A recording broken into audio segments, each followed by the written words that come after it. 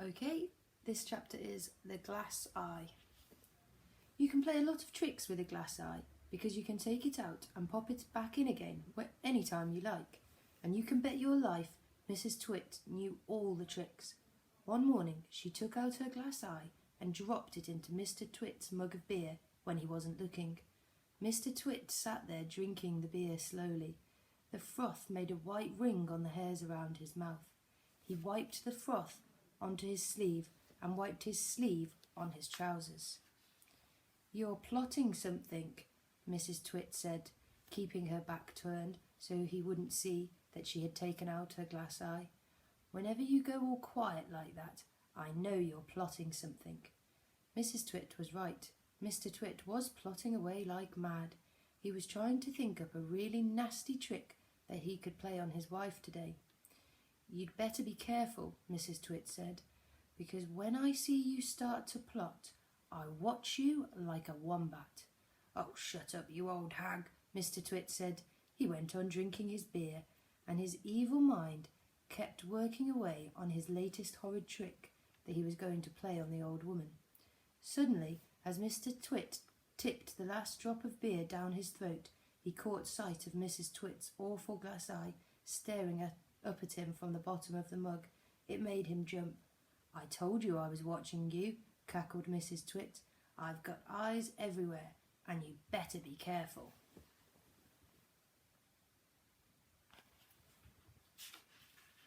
Okay. The Frog.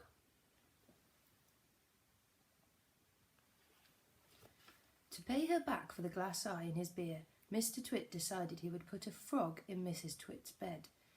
He caught a big one down by the pond and carried it back secretly in a box. That night, when Mrs. Twit was in the bathroom getting ready for bed, Mr. Twit slipped the frog in between her sheets. Then he got into his own bed and waited for the fun to begin. Mrs. Twit came back and climbed into her bed and put out the light. She lay there in the dark, scratching her tummy. Her tummy was itching. Dirty old hags like her always have itchy tummies. Then, all at once, she felt something cold and slimy crawling over her feet. She screamed. "What's the matter with you?" Mr. Twit said. "Help!" screamed Mrs. Twit, bouncing about. "There's something in my bed." "I'll bet that's a giant skiggly wiggler. I saw it on the floor just now," Mr. Twit said. "A what?" screamed Mrs. Twit. "I tried to kill it, but it got away," Mr. Twit said. "It's got teeth like screwdrivers."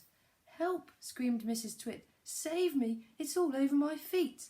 "It'll bite your toes off," said Mr. Twit. Mrs. Twit fainted. Mr. Twit got out of bed and fetched a jug of water.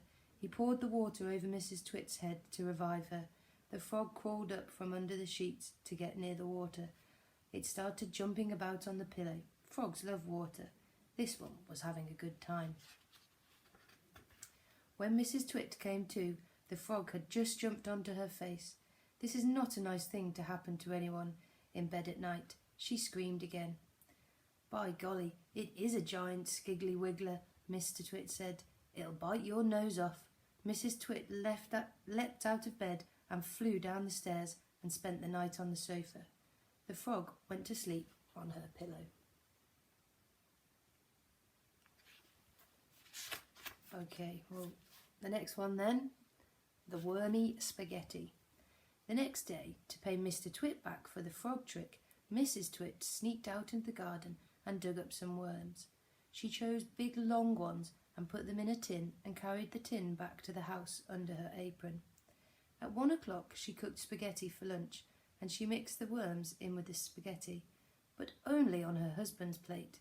The worms didn't show because everything was covered in tomato sauce and sprinkled with cheese. "Hey, my spaghetti's moving," cried Mr. Twit, poking around in it with his fork. "It's a new kind," Mrs. Twit said, taking a mouthful from her own place, which of course had no worms. "It's called squiggly spaghetti. It's delicious. Eat up while it's nice and hot." Mr. Twit started eating, twisting the long tomato-covered strings around his fork and shoveling them into his mouth. Soon there was tomato sauce all over his hairy chin. "It's not as good as the ordinary kind," he said. talking with his mouth full.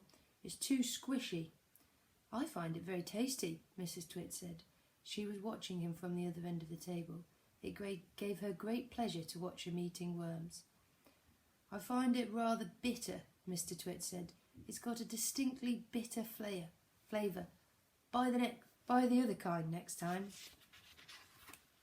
Mrs. Twit waited until Mr. Twit had eaten the whole plateful. Then she said, "You want to know why your spaghetti was squishy?" Mr. Twit wiped the tomato sauce from his beard with the corner of the tablecloth. "Why?" he said. "And why it had a nasty, bitter taste?" "Why?" he said. "Because it was worms!" cried Mrs. Twit, clapping her hands and stamping her feet on the floor and rocking with horrible laughter. Okay, I'll show you the pictures there.